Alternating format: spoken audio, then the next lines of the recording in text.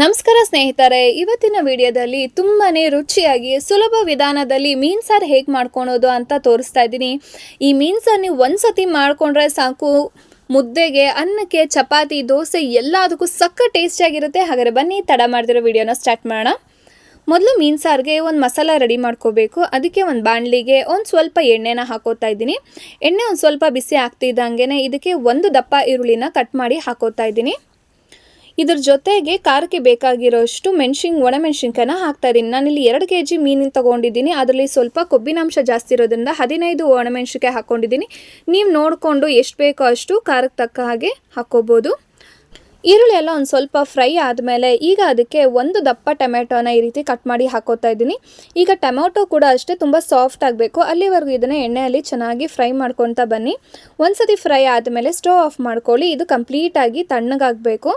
Next ಒಂದು mixie ಜಾರ್ಗೆ ಒಂದು ಸಣ್ಣ ಕಪ್ಪಷ್ಟು ಹಸಿ ಕೊಬ್ಬರಿ ಮತ್ತು ಒಂದು ಅರ್ಧ ಹಸಿ ಈರುಳ್ಳಿನ ಹಾಕೋತಾ ಇದ್ದೀನಿ. 1-2 ಗಡ್ಡೆ ಬೆಳ್ಳುಳ್ಳಿ, 1.5 ಇಂಚಷ್ಟು ಶುಂಠಿ ಮತ್ತು 1 ಇಂಚಷ್ಟು ಚಕ್ಕೆ, ಹಾಗೆ ಒಂದು 4-5 ಲವಂಗ ಹಾಕೋತಾ ಇದ್ದೀನಿ. ಲವಂಗ ಜಾಸ್ತಿ ಹಾಕೋದಕ್ಕೆ ಹೋಗಬೇಡಿ. ನೆಕ್ಸ್ಟ್ ಇದಕ್ಕೆ ಒಂದು ಸ್ವಲ್ಪ ಅರಿಶಿನ ಪುಡಿನ ಹಾಕೋತಾ ಇದ್ದೀನಿ. ಚಿಟಿಕೆ ಅರಿಶಿನ ಪುಡಿ ಆದರೆ ಸಾಕು.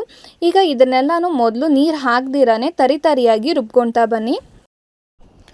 ನೋಡಿ, ಇಷ್ಟು ಮಾತ್ರ ಆದರೆ ಸಾಕು. ನೆಕ್ಸ್ಟ್ ಇವಾಗ ನಾವು ಹುರಿದಿಟ್ಕೊಂಡಿದ್ವಲ್ಲ ಈರುಳ್ಳಿ, ಟೊಮೆಟೊ, ಒಣಮೆಣಸಿನ್ಕಾಯಿ, ಅದನ್ನು ಇದಕ್ಕೆ ಸೇರಿಸ್ಕೊತಾ ಇದ್ದೀನಿ. ಕಂಪ್ಲೀಟಾಗಿ ತಣ್ಣಗಾಗಿದೆ ಅದು. ನೆಕ್ಸ್ಟ್ ಈಗ 1 ಹಿಡಿಯಷ್ಟು ಕೊತ್ತಂಬರಿ, ಹಾಗೆ 1 ಹಿಡಿಯಷ್ಟು ಪುದೀನಾನ ಹಾಕೋತಾ ಇದ್ದೀನಿ. ನೆಕ್ಸ್ಟ್ ಇದಕ್ಕೆ 3 ಸ್ಪೂನಷ್ಟು ಧನಿಯಾ ಪುಡಿನ ಸೇರಿಸ್ಕೊತಾ ಇದ್ದೀನಿ. ಸಾರಿಗೆ ನಿಮಗೆ ಎಷ್ಟು ಮಂದ ಬೇಕು ಅಷ್ಟು ಹಾಕೊಳ್ಳಿ. ಹಾಗಂತ ತುಂಬ ಧನಿಯಾ ಪುಡಿ ಹಾಕಬೇಡಿ, ಸಾರೆಲ್ಲ ಬರೀ ಧನಿಯಾ ಪುಡಿ ಟೇಸ್ಟೇ ಇರುತ್ತೆ.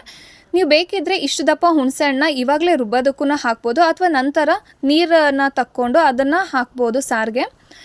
ನಾನು ಆಮೇಲೆ ಹಾಕ್ತೀನಿ, ರುಬ್ಬೋದಕ್ಕೆ ಹಾಕ್ತಿಲ್ಲ. ಈಗ ಅದಕ್ಕೆ 1 ಗ್ಲಾಸಷ್ಟು ನೀರನ್ನು ಸೇರಿಸ್ಕೊಂಡು ಈಗ ಈ ಮಸಾಲೆನ ಫುಲ್ಲು ನೈಸಾಗಿ ರುಬ್ಕೋಬೇಕು. ನೀವು ಎಷ್ಟು ನೈಸಾಗಿ ರುಬ್ಕೊತೀರೋ ಅಷ್ಟು ಚೆನ್ನಾಗಿರುತ್ತೆ ಸಾರು. ನೋಡಿ, ಈಗ ಮಸಾಲೆ ರೆಡಿ ಆಗಿದೆ. ಇಲ್ಲಿ ಮೀನು ಕೂಡ ಅಷ್ಟೇ ನಾನು ನೀಟಾಗಿ ತೊಳೆದು ತೊಗೊತಾ ಇದ್ದೀನಿ. ಇಲ್ಲಿ ನಾನು ಬಾಷಾ ಮೀನನ್ನ ತೊಗೊಂಡಿದ್ದೀನಿ. ಇದು ನೋಡಿ ಎಷ್ಟು ದಪ್ಪ ಇದೆ ಮಾಂಸ, ಹಾಗೆ ಇದು ಮುಳ್ಳೇನೂ ಇರೋದಿಲ್ಲ ಇದರಲ್ಲಿ, ತುಂಬ ಚೆನ್ನಾಗಿರುತ್ತೆ. ಸೊ ಇದನ್ನು ಫಸ್ಟು ನಾವು ನೀಟಾಗಿ ತೊಳಿಬೇಕು. ನೀವು ಯಾವುದೇ ಮೀನಿಂದ ಬೇಕಿದ್ರೂ ಈ ಮೀನು ಸಾರನ್ನ ಮಾಡ್ಕೋಬೋದು. ಇದೇ ಮೀನಿಂದ ಅಂತ ಏನಿಲ್ಲ, ನಿಮ್ಗೆ ಯಾವ ಮೀನು ಇಷ್ಟನೋ ಆ ಮೀನಲ್ಲಿ ನೀವು ಇದ್ದೇ ಸೇಮ್ ಮಸಾಲೆ ಇಟ್ಕೊಂಡು ಸಾರು ಮಾಡ್ಕೋಬೋದು. ಇಲ್ಲಿ ನಾನು ಮೀನು ಸಾರಿಗೆ ಅದೇ ಬಾಣಲಿಗೆ ಒಂದು ಸ್ವಲ್ಪ ಎಣ್ಣೆನ ಹಾಕೋತಾ ಇದ್ದೀನಿ. ಹಾಗೆ 1-2 ಕಡ್ಡಿಯಷ್ಟು ಕರಿಬೇವು ಎಲೆನ ಹಾಕೋತಾ ಇದ್ದೀನಿ. ನೆಕ್ಸ್ಟ್ ಅದಕ್ಕೆ ನಾವು ರುಬ್ಬಿ ಇಟ್ಕೊಂಡಿರೋಂಥ ಮಸಾಲೆನ ಇದಕ್ಕೆ ಸೇರಿಸ್ಕೋತಾ ಇದ್ದೀನಿ. ತುಂಬಾ ಸುಲಭ ಫ್ರೆಂಡ್ಸ್, ಆದರೆ ಅಷ್ಟೇ ರುಚಿಯಾಗಿರುತ್ತೆ.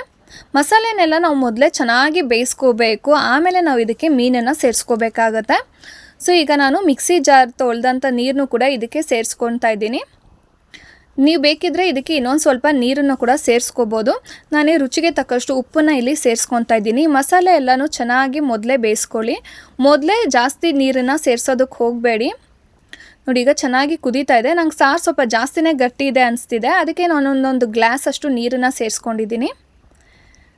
ನೋಡಿ, ಚೆನ್ನಾಗಿ ಮಿಕ್ಸ್ ಮಾಡಿಕೊಂಡು, ತುಂಬ ತೆಳ್ಳಗೆ ನೀವು ಮಾಡಿಕೊಂಡ್ರೆ ಏನಾಗುತ್ತೆ ಅಂದರೆ ಮೀನು ಹಾಕಿದ ಮೇಲೆ ಸಾರು ತುಂಬಾ ತೆಳುವಾಗಿಬಿಡುತ್ತೆ, ಯಾಕಂದರೆ ಮೀನಲ್ಲಿ ಆಲ್ರೆಡಿ ನೀರು ಇರುತ್ತೆ. ಸೊ ಈಗ ಚೆನ್ನಾಗಿ ತಿರುಗಿಸ್ಕೊಂಡು ಈಗ ಲಿಡ್ ಕ್ಲೋಸ್ ಮಾಡಿ ಒಂದು 10 ನಿಮಿಷ ಇದನ್ನು ಚೆನ್ನಾಗಿ ಕುದಿಸ್ಕೊಳ್ತಾ ಬನ್ನಿ. ಒಂದು 10 ನಿಮಿಷ ಆಗಿದೆ, ಘಮ ಘಮ ಅಂತಿದೆ ಮೀನು ಸಾರು.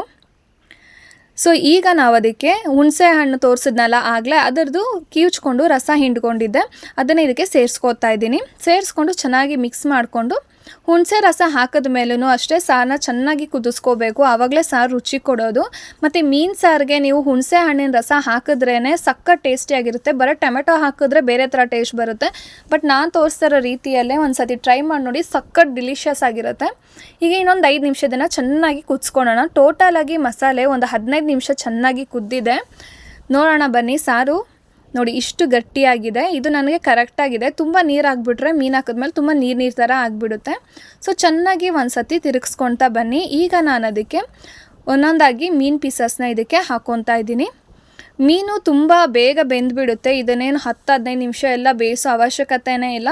ಬೇರೆ ಯಾವುದೇ ಮೀನಾದ್ರೂ ಬರೀ 1 ನಿಮಿಷ ಬಿಸಿಗೇ ಅದು ಚೆನ್ನಾಗಿ ಬೆಂದ್ಕೊಬಿಡುತ್ತೆ. ಬಿಸಿಗೆ ಮುಚ್ಚಿಟ್ರೂ ಸಾಕು 1 ನಿಮಿಷ ಬೇಯಿಸ್ಕೊಂಡು. ಬಟ್ ಇದು ಸ್ವಲ್ಪ ದಪ್ಪ ಇರೋದ್ರಿಂದ ಇದೊಂದು 2 ನಿಮಿಷ ಆದರೂ ನಾವು ಇದನ್ನು ಬೇಯಿಸ್ಕೋಬೇಕು, ಇಲ್ಲಾಂದರೆ ಚೆನ್ನಾಗಿ ಬೆಂದಿರಲ್ಲ. ಲಿಡ್ನ ಕ್ಲೋಸ್ ಮಾಡಿಕೊಂಡು ಒಂದು 2-3 ನಿಮಿಷ ನಾನು ಇದನ್ನು ಚೆನ್ನಾಗಿ ಬೇಯಿಸ್ಕೊತಾ ಇದ್ದೀನಿ. ಬೇರೆ ಮೀನಾದರೆ 1-2 ನಿಮಿಷ ಬೇಯಿಸ್ಕೊಂಡ್ರೆ ಸಾಕು. ಇದೊಂದು 3 ನಿಮಿಷ ಬೇಯಿಸ್ಕೊತಾ ಇದ್ದೀನಿ. ಬೇಯಿಸ್ಕೊಂಡು ಒಂದ್ಸತಿ ಚೆನ್ನಾಗಿ ತಿರ್ಸ್ಕೊತಾ ಇದ್ದೀನಿ. ಬಿಸಿ ಇರಬೇಕಾದ್ರೆ ತುಂಬ ಇದ್ರಾಗಿ ಮಿಕ್ಸ್ ಮಾಡ್ಕೊಳಕ್ಕೆ ಹೋಗಬಾರ್ದು. ಈ ಮೀನೇನು ಆಗೋದಿಲ್ಲ, ಅಷ್ಟು ಬೇಗ ಒಡೆಯೋದಿಲ್ಲ. ಅದೇ ಬೇರೆ ಮೀನಾದರೆ ಬೇಗ ಹೊಡ್ಕೊಬಿಡುತ್ತೆ. ಸೊ ನೀವು ಬೇರೆ ಮೀನು ಹಾಕಿದ್ರೆ ತುಂಬ ಹುಷಾರಾಗಿ ತಿರ್ಗಿಸ್ಕೋಬೇಕು. ಹಾಗೆ 1 ನಿಮಿಷ ಆದರೆ ಸಾಕು. ಇದೊಂದು 2-3 ನಿಮಿಷ ನಾನು ಬೇಯಿಸ್ಕೊಂಡಿದ್ದೀನಿ. ನೋಡಿ ಮೀನೆಲ್ಲ ಚೆನ್ನಾಗಿ ಬೆಂದಿದೆ. ಈಗ ಒಂದು ಸತಿ ಲೈಟಾಗಿ ಮಿಕ್ಸ್ ಮಾಡ್ಕೋತಾ ಇದ್ದೀನಿ. ಮೀನು ಸಾರನ್ನ ಯಾವಾಗಲೂ ಅಷ್ಟೇ ಇವಾಗಲೇ ಮಾಡಿ ಇವಾಗಲೇ ತಿಂದರೆ ಅಷ್ಟು ರುಚಿ ಇರೋದಿಲ್ಲ. ನೀವು ಬೆಳಗ್ಗೆ ಮಾಡಿಟ್ಟು ಮಧ್ಯಾಹ್ನಕ್ಕೆ ತಿಂದರೆ ಸಕ್ಕ ಟೇಸ್ಟಾಗಿರುತ್ತೆ. ಅಥವಾ ರಾತ್ರಿ ಊಟಕ್ಕೆ ಮಾಡ್ಕೊತಾ ಇದ್ದೀರಾ ಅಂದರೆ ಮಧ್ಯಾಹ್ನನೇ ಸಾರನ್ನ ಮಾಡಿಟ್ಬಿಡಿ, ಮತ್ತು ರಾತ್ರಿಗೆ ಬಿಸಿ ಮಾಡಿಕೊಂಡು ತಿನ್ಬೋದು. ಇನ್ನೊಂದು ಸತಿ ಬಿಸಿ ಮಾಡಿದಾಗ ಮೀನೇನು ಒಡೆಯೋದು ಆ ಥರ ಆಗೋದಿಲ್ಲ. ಬಟ್ ಫಸ್ಟ್ ಟೈಮ್ ಮೀನು ಹಾಕಿದ ತಕ್ಷಣವೇ ಜಾಸ್ತಿ ಹೊತ್ತು ಬೇಯಿಸೋದು, ಜಾಸ್ತಿ ಹೊತ್ತು ತಿರುಗಿಸೋದು ಎಲ್ಲ ಮಾಡೋದಕ್ಕೆ ಹೋಗಬಾರ್ದು. ಬಟ್ ಸೆಕೆಂಡ್ ಟೈಮ್ ನೀವು ಕಾಯಿಸಿದವಾಗ ನೀವು ಅದನ್ನು ಚೆನ್ನಾಗಿ ಬಿಸಿ ಮಾಡ್ಕೋಬೋದು.